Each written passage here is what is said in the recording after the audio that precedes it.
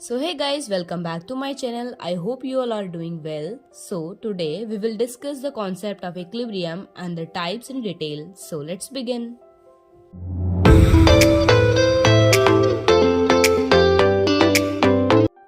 तो चलिए समझते हैं इक्विलिब्रियम होता क्या है. A body is said to be in equilibrium if it is in rest or moving with uniform velocity. यानी कि अगर कोई बॉडी या ऑब्जेक्ट रेस्ट पोजीशन पर हो या फिर किसी एक यूनिफॉर्म वेलोसिटी से मूव कर रहा हो तो उसे हम स्टेट ऑफ इक्विलिब्रियम कहते हैं.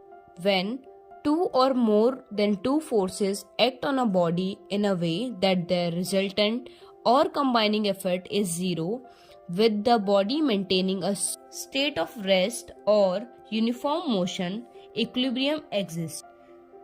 यानी कि जब किसी ऑब्जेक्ट या बॉडी पर दो या दो से अधिक फोर्स लग रहे हों और उनका रिजल्टेंट या कंबाइनिंग इफेक्ट जीरो हो तो वो पोजीशन स्टेट ऑफ रेस्ट और यूनिफॉर्म मोशन में होती है.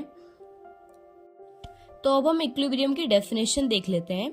Equilibrium refers to a state of balance और stability where opposing forces or influences are in equal measure, resulting in a condition of rest or unchanging motion.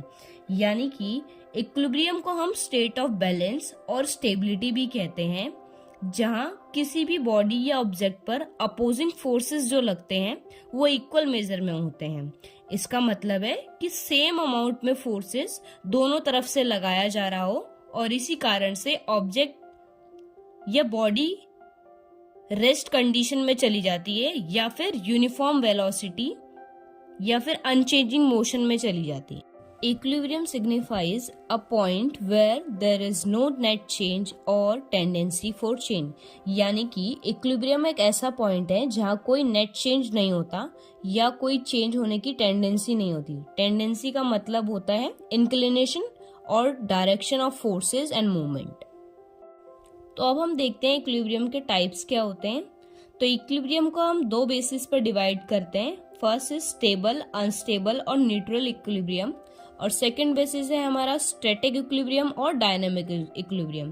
तो आइए अब इन्हें हम डिटेल में समझते हैं. फर्स्ट है हमारा static equilibrium, a state where an object is at rest and the resultant or sum of forces are zero.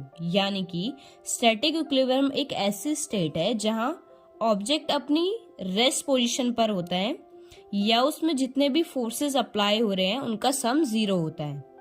इसमें net acceleration and velocity are zero. Acceleration का मतलब होता है change in velocity upon change in time. Velocity यानी कि rate of change of motion या फिर basic समझो कि वेलोसिटी एक टाइप ऑफ स्पीड है जिसमें कि स्पेसिफिक डायरेक्शन होती है, इसीलिए ये वेक्टर क्वांटिटी का पार्ट है. Third point is all stationary object and bodies are in static equilibrium. कोई भी स्टेशनरी ऑब्जेक्ट एंड बॉडी जैसे कि आपके घर में टेबल्स, चेयर्स और बेड या फिर कोई भी ह्यूमन बॉडी जो मूवमेंट में ना हो वो स्टैटिक इक्विलिब्रियम का पार्ट होता है. Second is dynamic equilibrium, a state where there is continuous movement or change. यानी कि डायनेमिक इक्विलिब्रियम एक ऐसी स्टेट है जहां लगातार मूवमेंट और चेंज हो रहा हो या फिर कह सकते हैं जहां एक ऑब्जेक्ट यूनिफॉर्म मोशन में हो. Net forces is not zero but there is a balance between opposing forces. Dynamic equilibrium में नेट फोर्सेस जीरो नहीं होता क्योंकि वो ऑब्जेक्ट मूविंग है, इसलिए अपोजिंग फोर्सेस के बीच में बैलेंस होता है instead of zero. An object moving at constant velocity. Dynamic equilibrium का ये एग्जांपल है कि कोई भी कांस्टेंट वेलोसिटी से जो कोई ऑब्जेक्ट मूव कर रहा हो तो वो डायनामिक इक्विलिब्रियम का पार्ट. नेक्स्ट है हमारा stable equilibrium. A body is said to be in stable equilibrium if it come back to its original position when it is slightly displaced. तो आइए हम इसको एग्जांपल से समझते हैं कि स्टेबल इक्विलिब्रियम हमारा क्या होता है. हमने एक हेमिस्फेयर लिया है, उसमें हमने एक बॉल रखा है. अब जब हम इस बॉल को स्लाइटली डिस्प्लेस करेंगे और उसके बाद इसको लीव करेंगे तो ये वापसी अपने इनिशियल पोजीशन पे आ जाएगा. तो यही स्टेबल इक्विलिब्रियम का कॉन्सेप्ट है जब हम इस ऑब्जेक्ट को स्लाइटली डिस्प्लेस करेंगे तो ये अपनी ओरिजिनल पोजीशन पर वापस आ जाता है। When a body is in stable equilibrium is disturb, its centre of gravity is raise. को स्लाइटली डिस्टर्ब करते हैं तो इसका सेंटर ऑफ ग्रेविटी भी रेज हो जाता है। जैसे कि आप सेकंड एग्जांपल भी देख सकते हैं, जैसे ये बुक है एक, अगर इस बुक को आप स्लाइटली डिस्प्लेस करके ऊपर कर देंगे तो इसका सेंटर ऑफ ग्रेविटी का पॉइंट बढ़ जाएगा, और आप इसको वापसी छोड़ेंगे तो ये वापसी अपने इनिशियल पोजीशन। नेक्स्ट है हमारा unstable equilibrium. A body is said to be in unstable equilibrium if it does not come back to its original position when it is slightly displaced। ये अनस्टेबल इक्विलिब्रियम का एकदम उल्टा है। इसमें हम inverted hemisphere का एग्जांपल लेंगे। इसमें आप देख रहे हैं एक बॉल सबसे ऊपर रखा हुआ है, ठीक है। अगर हम इसको स्लाइटली डिस्प्लेस करेंगे तो ये बॉल नीचे गिर जाएगी और ये वापसी अपने इनिशियल पोजीशन पर नहीं आ सकती। तो ये अनस्टेबल इक्विलिब्रियम का कॉन्सेप्ट है, जिसमें कि कोई ऑब्जेक्ट को हम स्लाइटली डिस्प्लेस करें तो वापसी वो अपने ओरिजिनल पोजीशन पर नहीं आ सकता। When a body is in unstable equilibrium is disturbed, its center of gravity is lowered। अब जब इस ऑब्जेक्ट को हम स्लाइटली डिस्प्लेस करेंगे तो इसका सेंटर ऑफ ग्रेविटी लोअर हो जाएगा और ये वापसी अपने इनिशियल पोजीशन पे नहीं जा सकता। अब एक पेंसिल का एग्जांपल ले लो। मान लो आपने एक पेंसिल को ऐसे स्टैंड कर दिया और अगर आप उसके बाद इस पेंसिल को स्लाइटली डिस्प्लेस करेंगे तो ये नीचे गिर जाएगी और इसका सेंटर ऑफ ग्रेविटी का पॉइंट भी नीचे हो जाएगा, लेकिन आप इसको दोबारा इनिशियल पोजीशन पे नहीं ले जा सकते।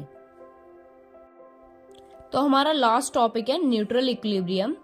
If a body is placed in such a state that if it is displaced then neither it topples over nor does it come back to its original position. यानी कि हम किसी ऑब्जेक्ट को ऐसी जगह प्लेस कर दें कि जब हम उसे डिस्प्लेस करें तो ना ही वो ऊपर जाएगा और ना ही वो अपनी ओरिजिनल पोजीशन पर वापस आएगा।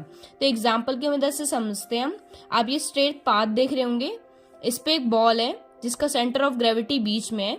बॉल एक यूनिफॉर्म शेप है, इसलिए इसका सेंटर ऑफ ग्रेविटी का पॉइंट बीच में आएगा। जब आप इसको डिस्प्लेस करेंगे थोड़ा सा तो इसकी पोजीशन चेंज हो जाएगी, ठीक है, लेकिन ये ऊपर नहीं जाएगा क्योंकि ये स्ट्रेट पाथ है, तो इसलिए ये ऊपर मूव नहीं होगा, टॉपल्स ओवर नहीं जाएगा और ना ही ये अपनी ओरिजिनल पोजीशन पे वापस आ सकता है, ठीक है। When a body is in neutral equilibrium is disturbed, its center of gravity is neither raised or nor lowered, but it remains at the same height। यानी कि जब आप इस बॉल को थोड़ा सा डिस्प्लेस करेंगे तो इसका सेंटर ऑफ ग्रेविटी जो है वो चेंज नहीं होगा, ना ही चेंज नहीं होगा, लेकिन इसकी हाइट जो है बिल्कुल सेम ही रहेगी क्योंकि एक स्ट्रेट पाथ है और ये बॉल है तो इसका सेंटर ऑफ ग्रेविटी सेंटर में, तो इसको आप थोड़ा सा डिस्प्लेस करेंगे तो इसका सेंटर ऑफ ग्रेविटी का पॉइंट चेंज नहीं होगा।